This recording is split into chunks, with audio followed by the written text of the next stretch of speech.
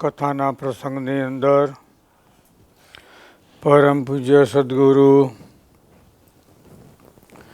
જોગી સ્વામીની વાતો સાક્ષાત સવિતા કિરણ 129 પોઈન્ટ નંબર 2 પ્રેમને વશ પાતળ્યો.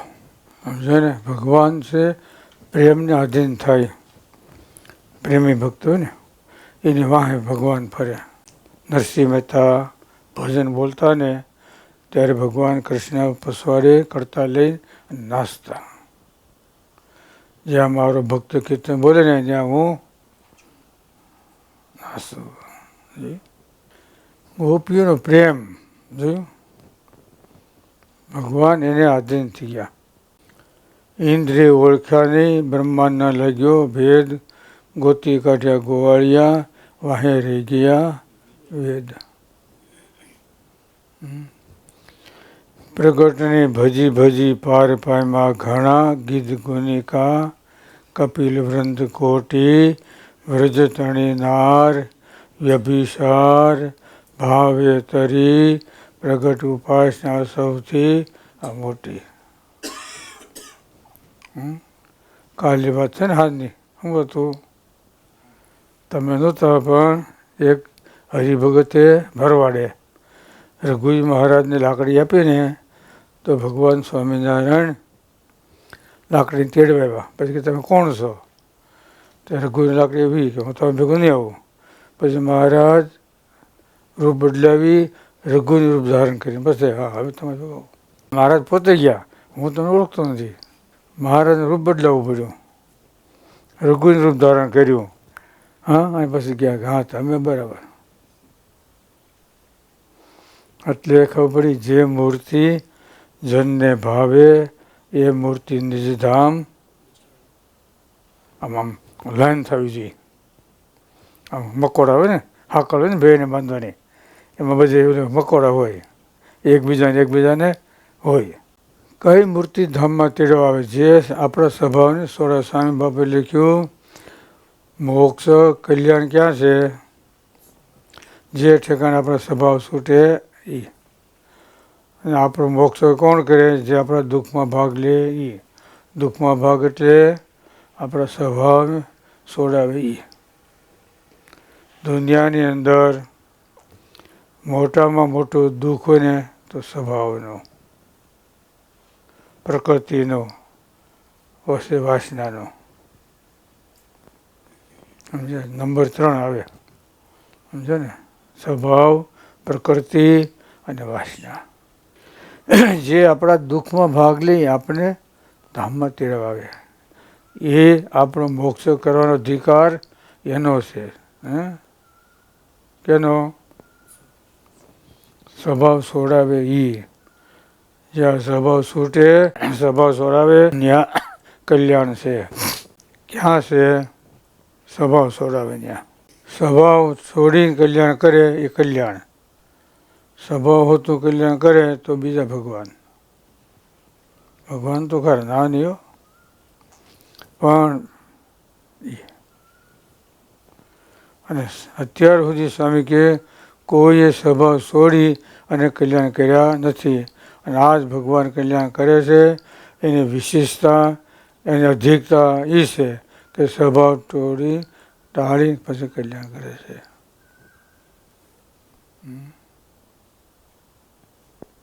સ્વભાવ વાસ કરી રહ્યા છે અંગો અંગમાં. સ્વામી કહ્યું ને દરેકમાં વાસના. જોવા, નેત્રમાં જોવાની વાસના, કાનમાં સાંભળવાની, નાસિકામાં, જીભમાં બોલવું, સ્વાદ. બોલવું કરે કે ના એ જીભ બોલે, બીજું કોઈ. જીભમાં સ્વાદ અને બોલવાનું છે. સાંભળીને સ્પર્શ. થોડી ગરમી થાય ને મને એવું આકળાઈ થવા. અરે દરેક અંગની અંદર વાસના છે. દરેકમાં વાસ કરે છે. જેમ ફૂલમાં સુગંધ છે, બે નોખા પડે નહીં. તલમાં તેલ છે ને નોખું ન પડે, એ ઘાણીમાં પીલી નાખો તો નોખું પડી જાય. એમ સ્વભાવ ને વાસના જીવ સાથે એક રસ થઈ ગઈ. કેનારા પર સાંભળનારા હેત થાય તો ન ટળે એવા સ્વભાવ, વાસના, પ્રકૃતિ જે કયો એ બધું ચડી જાય.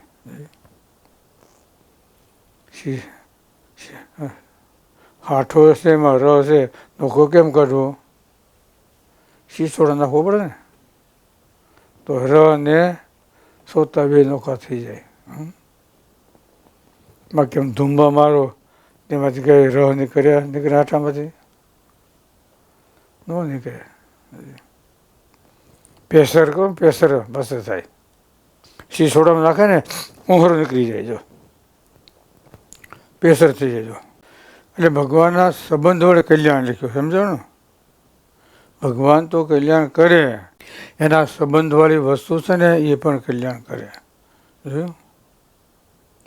લીમડો છે એ લીમડાને યાદ કરીને તો એ પણ કલ્યાણ કરે. કેવું કરે? સમરણ સંબંધ, પ્રત્યક્ષ સંબંધ કરાવે. ભગવાન અહીંયા આવીને બેઠા, પણ ભગવાને શું વાત કરી? લીમડો નહીં કે છે એ ભગવાનના ભક્ત સાધુ બ્રહ્મચારી ગ્રસ્ત પાળા જે હોય એ કહે મારે આ વાત કરી, મારે આ વાત કરી. જો સમજ્યા ને? એટલે સગુણ બ્રહ્મ અને નિર્ગુણ બ્રહ્મ બે છે. ઓલું સગુણ કહેવાય, ઓલું નિર્ગુણ કહેવાય. નિર્ગુણ બ્રહ્મ પોતાના જેવો જ અસર કરી દે. સગુણ છે એ સમૃદ્ધિ કરાવે, પણ ભગવાનને ઓળખાણ ન કરાવે. હું સિદ્ધાંત ન કહી શકે. જો એટલે બ્રહ્મ તો છે પણ સગુણ બ્રહ્મ, સમજ્યા? જળ પાવક બ્રહ્મ છે ને, ભાગવતમાં લખ્યું ને. જો અગ્નિ, જળ અને પાણી ત્રણ બ્રહ્મ છે. એ જીવનની જરૂરિયાત છે. પાણી પીધા વિના હાલે નહીં, હાલે તો પછી ખાધા વિના હાલે નહીં, પવન વિના હાલે નહીં. છે ખરું, પણ દૂષણવાળું છે અને સગુણ છે. પાણી આપણું જીવન છે. તરતા આવડતું નદીમાં પડો તો ડૂબાડી દે. અગ્નિ એ રસોઈ પકાવી દે, પણ અગ્નિ બળતો હોય અને એમાં કોઈ મજા આવે તો શું થાય? ભસ્મ થઈ જાય. એટલે લખ્યું ભાગવતમાં, અને મહારાજે પણ લખ્યું છેલ્લા પ્રકારના ચોથા વચનામૃતમાં, અગ્નિ જળ ત્રણ બ્રહ્મ છે, પાવક છે, પણ સગુણ બ્રહ્મ છે, દૂષણવાળું છે.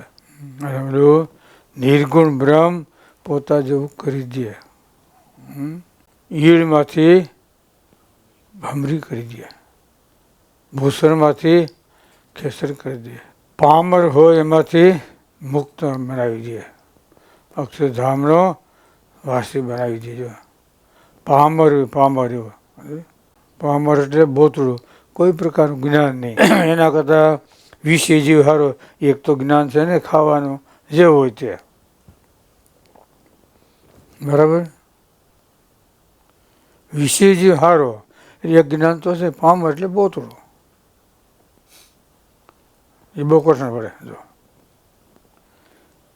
પણ એના કરતાં વિષય જીવ સારો, એક વિષયનું જ્ઞાન તો છે.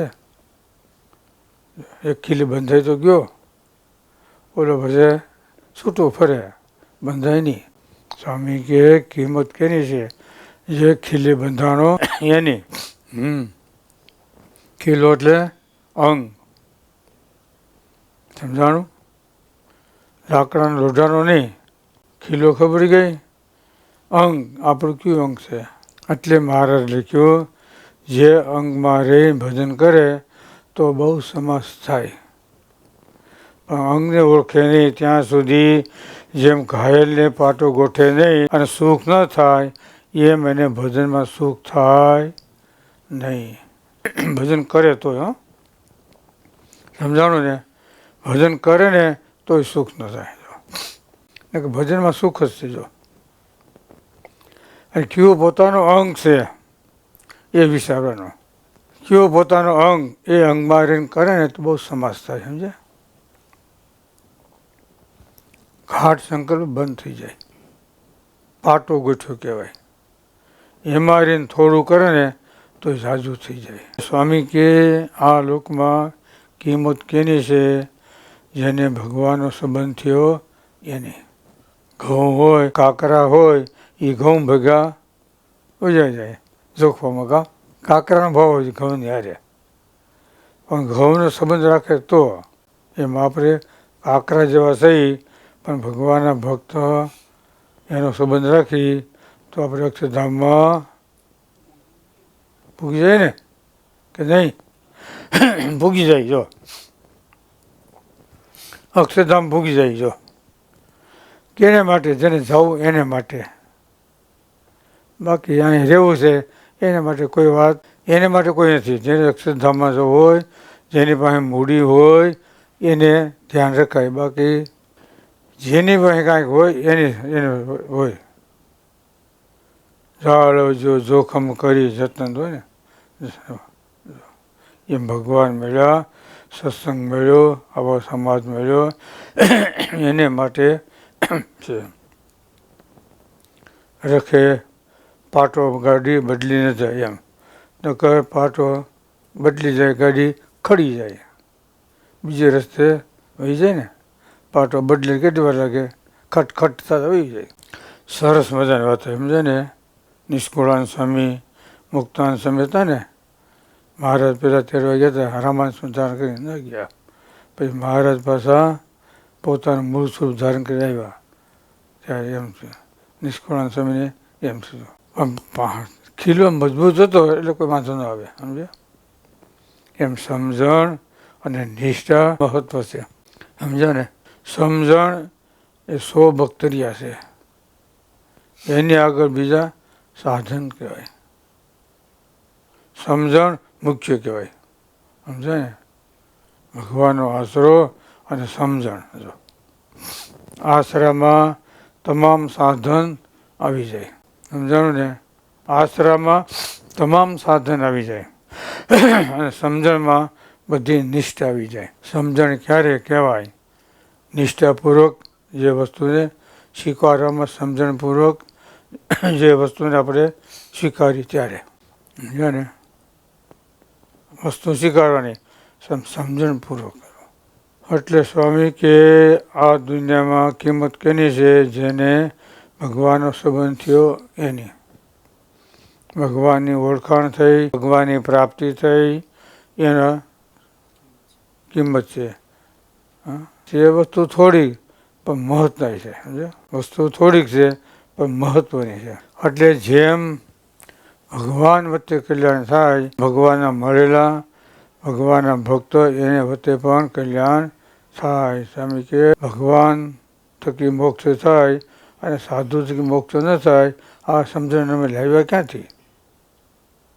સ્વામી બાપાએ લખ્યું સાક્ષાત સરિતામાં. ભગવાન કલ્યાણ કરે સાધુ ન કરે? એ પણ કલ્યાણ કરે. જોડાવું જોઈએ એવા. સમજ્યા ને? સામે વસ્તુ એવી હોય જોઈએ અને આપણે કેવી રીતે એમાં જોડાણા છીએ.